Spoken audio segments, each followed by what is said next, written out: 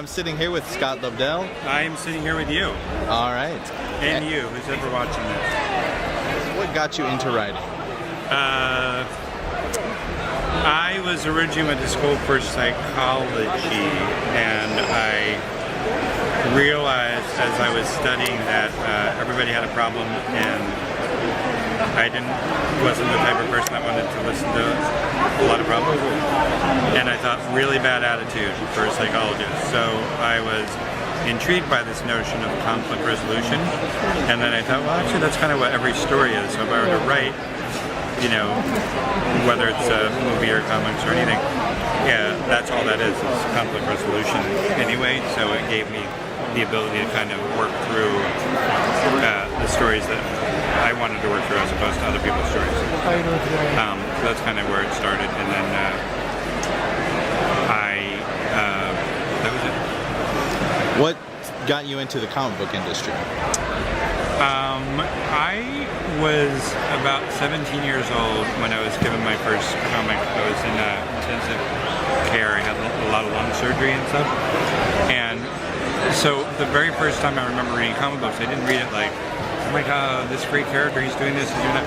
And the very first time I looked at it, I was like, I looked at the credits, I'm like, wow, somebody's like making this story up. And they're like, you know, writing this in the caption, oh, and somebody put like this sound effect here. So right away I was always intrigued by the mechanics of writing comic books. So I think it was more my intrigue about it than, you know, than anything else that made me think, you know, I wanted to figure out how to do it. And so then I started, and then I fell in love with it. It's kind of what happened on Superman. I didn't necessarily have any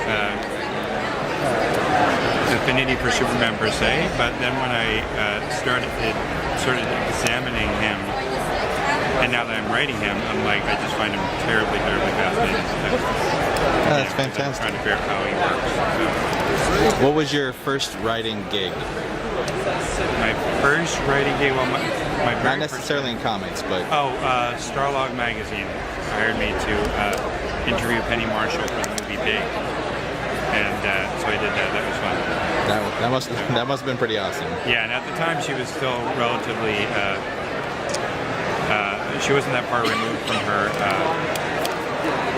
Laverne and Shirley days, so it was kind of like, oh, it's like my first like real celebrity encounter. So very cool. It was fun. And then what was the first comic that you worked on? The very, very first comic I think that I got paid for was for Marvel, what was it called? Well, they were for Avengers, Solo Avengers. I did 2 Solo Avengers stories that did not get published for years later, like 5 or 6 years afterwards, in a book called Marvel Super Adventures, I think. Okay. And but I did those stories, and then they just put them on the shelf, and then I did some other stories, and they got printed, and then before I know it, writing. Oh, wow. And what has been your favorite book, other than what you're currently writing, to write? Either for the characters or the content? I'd have to say there's still, like, at this convention, a lot of people have been bringing up copies of Generation X, and it's really made me remember how fond I was of those characters and the world that Chris and I were creating back then. So I'd probably say Generation X. I remember that run. I collected it from the beginning. What about you? What is your favorite of my work? Probably the X-Men with Joe Mad is the stuff that... Yeah, Joe Mad that's the first stuff that I go to, but when I originally started reading, I didn't pay much attention to who wrote it, who drew it. It's kind of like I was just... Not that I didn't think of myself as a writer at the time, and so I just enjoyed the stories. It was more about the characters.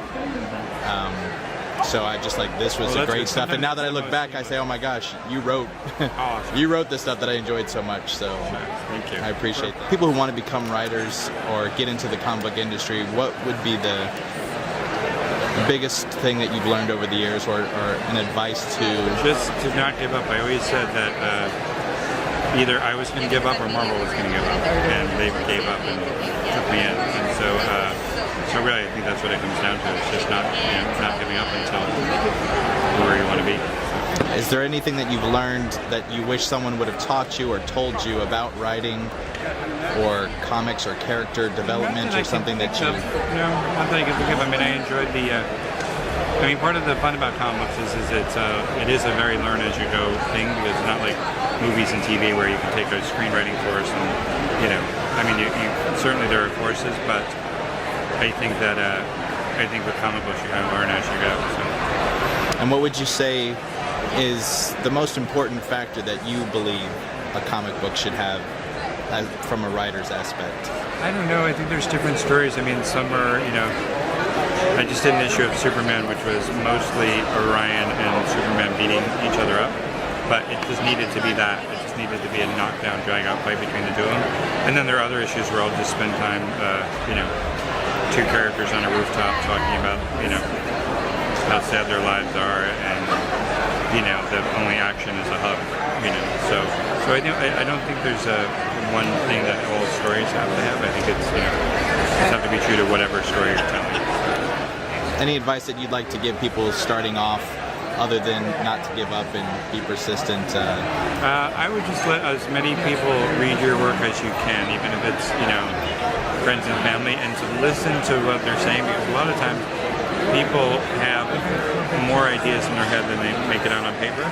And so if somebody's saying, I don't understand this, don't think, well, you're really dumb.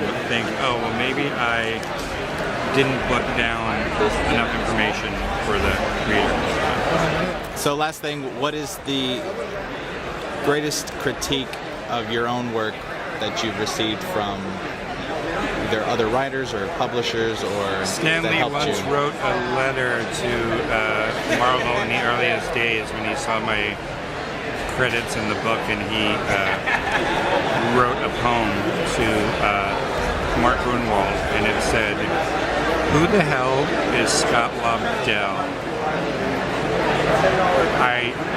What is it? Who the hell is Scott Lobdell? I should know him, for he writes so well." And they were like, "Oh, it's so sweet." So that was my greatest critique, I think. So. That's awesome. Thank you so much, Scott. We appreciate it, and we look forward to all your upcoming work. See you soon. Thanks.